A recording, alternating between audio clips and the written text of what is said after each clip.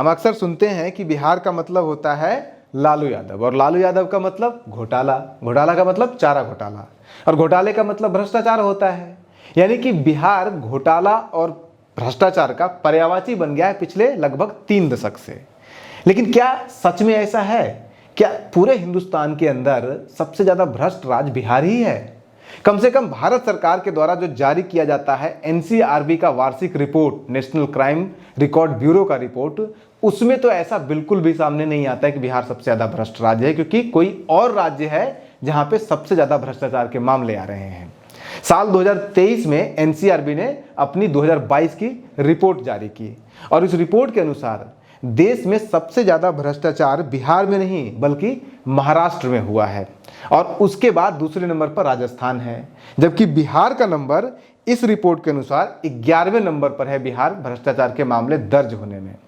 NCRB 2022 की report के अनुसार साल 2022 में पूरे 2022 के दौरान पूरे बिहार में टोटल 108 भ्रष्टाचार के मामले दर्ज हुए थे बिहार के अंदर। और कहां दर्ज हुए थे? Prevention of corruption act and related sanction of IPC, Indian penal code. इसके तहत टोटल पूरे बिहार में मात्र 108 भ्रष्टाचार के मामले दर्ज किए गए थे। लेकिन उसी साल यानी कि 2022 के दौरान पूरे महाराष्ट्र में 749 भ्रष्टाचार के मामले दर्ज किए गए थे। और दूसरे नंबर पे कौन था? राजस्थान, जहां पे 511 भ्रष्टाचार के मामले दर्ज किए गए थे। और तीसरे नंबर पे कर्नाटक, जहां पे कि 389 मामले दर्ज किए थे। मध्य प्रदेश में 294, उड़ीसा के अंदर 287, तमिलनाडु के अंदर 261, हरियाणा के अंदर 246, पंजाब के अंदर 227, केरल के अंदर 178, और यहां तक कि मोदी जी के गुजरात में भी भ्रष्टाचार के टोटल 176 भ्रष्टाचार के मामले दर्ज किए गए थे। जबकि बिहार के कितने हुए थे? पूरे बिहार में साल 2022 के दौरान टोटल 108 भ्रष्टाचार के मामले दर्ज किए गए थे। लेकिन उसके बावजूद सबसे ज्यादा भ्रष्ट राज्य माना जाता है बिहार को, और सबसे ज्यादा भ्रष्टाचारी नेता माना जाता है लालू यादव को। तो फिर बिहार कब और कैसे भ्रष्टाचार का पर्यायवाची बन गया, जब यहाँ पे भ्रष्टाचार के मामले ही नहीं दर्ज हो रहे हैं? तो 1000 करोड़ का चारा घोटाला करके लालू यादव जी और बिहार देश के सबसे ज्यादा भ्रष्ट नेता और सबसे ज्यादा भ्रष्ट राज्य बन गया। तो फिर उसी 1990 के दशक के दौरान जब लालू यादव जी का घोटाला हुआ था, चारा घोटाला, उसी 90 के दशक के दौरान तमिलनाडु में जयललिता जी ने जो भ्रष्टाचार किया था आय से अधिक संपत्ति का, वो भ्रष्टाचार का पर्यायवाची क्यों नहीं बना? क्यों तमिलनाडु को सबसे ज्यादा भ्रष्ट राज्य नहीं बताया गया? और उसी 1990 के दशक के दौरान महाराष्ट्र में जलगांव हाउसिंग स्कैम किया गया था, जिसमें गरीबों को जो एक हाउस दिया जाता था, घर दिया जाता था, उसमें 11,000 घरों का घोटाला हुआ था। यानी कि वो 11,000 घर सिर्फ कागजों पे बना था, जमीन पर नहीं बना था। लेकिन इसके बावजूद, इतने बड़े स्कैम के बावजूद, कभी किसी ने महाराष्ट्र को भ्रष्ट राज्य का दर्जा नहीं दिया, और न ही उस नेता को भ्रष्टाचार का पर्यायवाची बनाया गया जिसने महाराष्ट्र में वो करप्शन किया था। और इसी तरह से हरियाणा में भी हुड्डा सरकार ने 1500 करोड़ का मानेसर लैंड घोटाला किया था। लेकिन उसके बावजूद न तो हुड्डा सरकार भ्रष्टाचार का पर्यायवाची बनी, और न ही हरियाणा पर्यायवाची बनी भ्रष्टाचार का। लेकिन लालू यादव जी 1000 करोड़ का चारा घोटाला करके लालू यादव जी भ्रष्टाचार के पर्यायवाची बन गए, और बिहार भ्रष्टाचार का पर्यायवाची बन गया। अब आते हैं इस सवाल पर कि जब बिहार में लालू यादव की पार्टी आरजेडी या उनके गठबंधन या उनके सहयोगी की सरकार बनती है, तो एकाएक ऐसे न्यूज फैलाया जाता है जैसे कि पूरे बिहार में एकाएक भ्रष्टाचार फैल गया है, पूरा बिहार भ्रष्ट हो गया है। और जैसे ही आरजेडी की सरकार या उनके गठबंधन की सरकार गिरती है, वैसे ही ऐसे खबर चला दिया जाता है कि मानो सुशासन की सरकार आ गई है, एक झटके में बिहार के अंदर सारे भ्रष्टाचार खत्म हो गए हैं, एक झटके में। लेकिन अब कुछ आंकड़ों पे आते हैं। साल 2005 में, 5 के अंत में बिहार में सरकार बदली थी, नीतीश कुमार जी मुख्यमंत्री बने थे। लेकिन अब साल 2004 का एनसीआरबी का आंकड़ा थोड़ा सा देखते हैं, क्योंकि उस समय जंगल राज था तथाकथित। तो उस आंकड़े के अनुसार कुल साल 2004 के दौरान टोटल बिहार के अंदर मात्र 31 भ्रष्टाचार के मामले दर्ज किए गए थे। जबकि पहले नंबर पे जो कौन था? महाराष्ट्र। उस महाराष्ट्र के अंदर साल 2004 के दौरान 446 भ्रष्टाचार के मामले दर्ज किए गए थे। और जब 1990 में लालू यादव के मुख्यमंत्री बने थे लालू यादव जी मुख्यमंत्री 1990 में बने थे, तो 91 का जब आप एनसीआरबी का डेटा देखेंगे तो 1991 में टोटल एनसीआरबी के रिपोर्ट के अनुसार बिहार के अंदर टोटल 51 भ्रष्टाचार के मामले दर्ज किए गए थे, जबकि पहले नंबर पर इस बार फिर से महाराष्ट्र ही था, जहां पे टोटल 239 भ्रष्टाचार के मामले दर्ज किए गए थे। इसका मतलब तो यही हुआ कि आरजेडी के कार्यकाल के दौरान बिहार में हर साल भ्रष्टाचार के मामले जो दर्ज होते थे वो 1991 में 51 से घट करके 2004 में 31 आ गया, जबकि इसी दौरान 1991 से 2004 के बीच में महाराष्ट्र में प्रति वर्ष जो भ्रष्टाचार के मामले दर्ज हुए थे वो 1991 में 239 से बढ़कर के 2004 में 446 हो गया। अब आते हैं सुशासन बाबू के सरकार के ऊपर, उनके समय के ऊपर। 2005 में उनकी सरकार बनी थी, तो कुछ समय तो लग ही जाता है सुशासन को स्थापित करने में, लॉ एंड ऑर्डर को मेंटेन करने में, भ्रष्टाचार को खत्म करने में।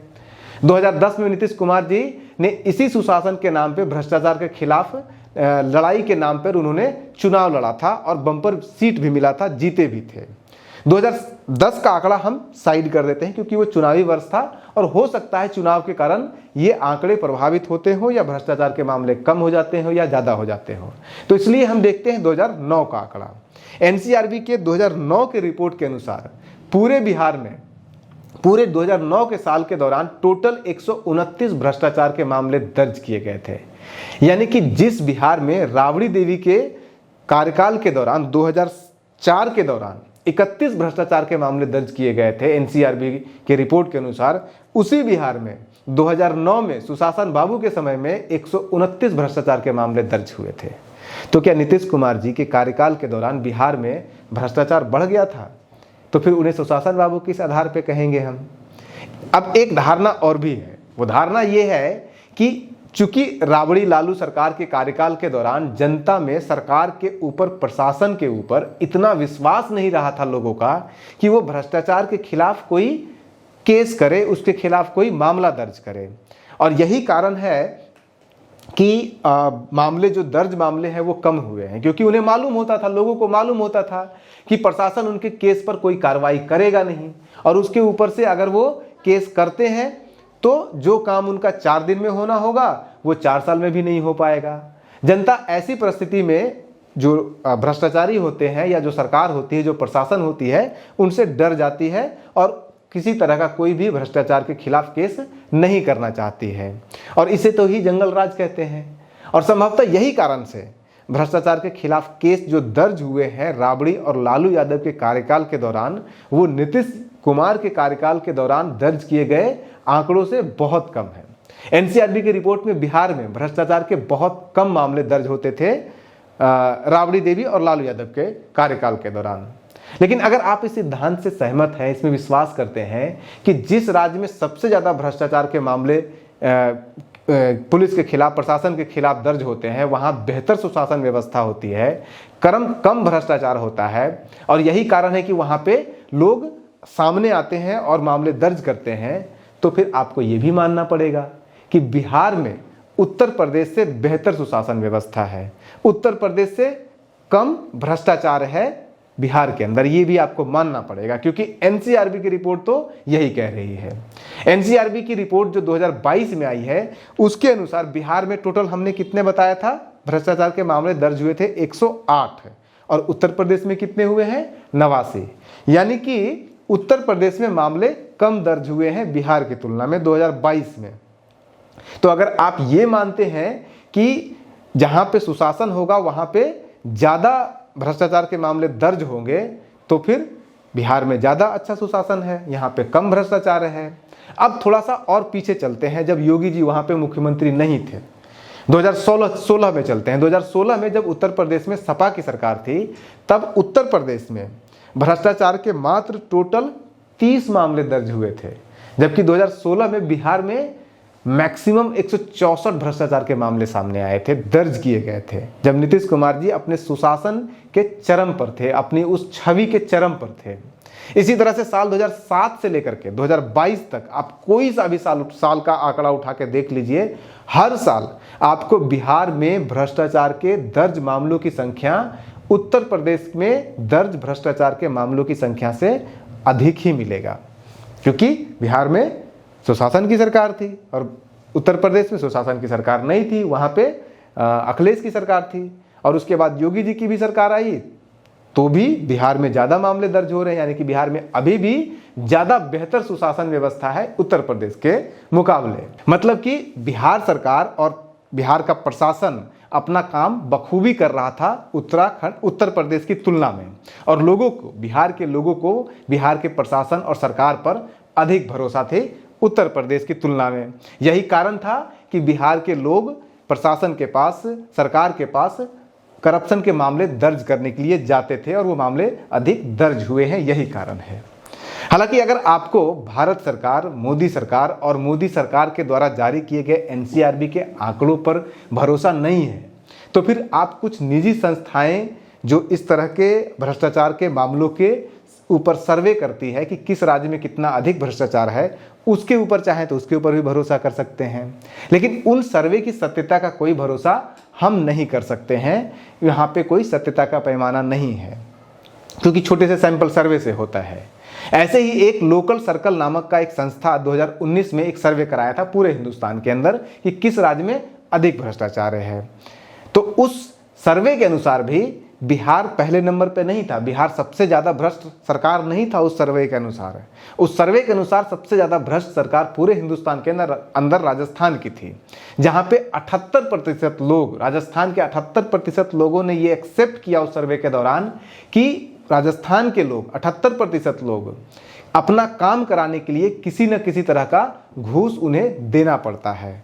और यहाँ भी बिहार पहले नंबर पर नहीं है। अब फैसला आपके हाथ में है कि आप दर्ज भ्रष्टाचार के मामलों की कुल संख्या को सुशासन का पैमाना बनाना चाहते हैं, भ्रष्टाचार का पैमाना बनाना चाहते हैं, कुशासन का पैमाना बनाना चाहते हैं, या फिर किसी और पैमाने को। लेकिन आप जो भी माने, इतना तो तय है कि बिहार किसी भी नज़रिए में, न तो हिंदुस्तान सरकार के एनसीआरबी की रिपोर्ट के नज़रिए में और न ही निजी संस्थाओं के सर्वे के नज़रिए में, भ्रष्टाचार के मामले में पहले नंबर पर है। क्योंकि एक पैमाने में उत्तर प्रदेश बिहार से अधिक भ्रष्ट है और दूसरे पैमाने में महाराष्ट्र और राजस्थान जैसे दर्जनों राज्य बिहार से अधिक ज़्यादा भ्रष्ट हैं।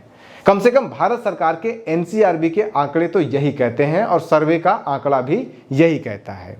इसलिए अगर आप बिहारी हैं और बिहारी होने पे गर्व है, तो फिर अगली बार कोई और आपके सामने बिहार को और बिहारी को देश का सबसे ज़्यादा भ्रष्ट राज्य बोले तो उन्हें जवाब जरूर दीजिएगा एनसीआरबी के डेटा के जरिए से। खड़े रहिए बिहार के साथ, बने रहिए न्यूज हंटर्स के साथ। नमस्कार।